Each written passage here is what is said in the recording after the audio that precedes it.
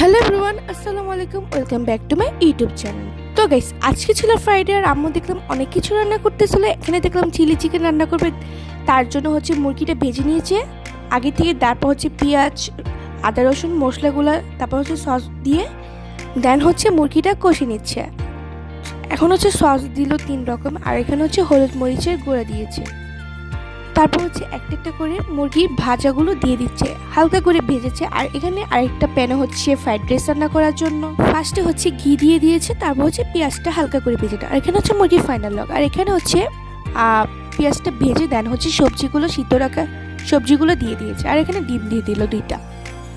তারপর হলো ডিমগুলো আর সবজিগুলো একসাথে মিক্স করে দেন হচ্ছে আগের থেকে রাখা হচ্ছে পোলার চালগুলো, সিদ্ধ করে রাখা হচ্ছে পোলার চালগুলো দিয়ে দিল।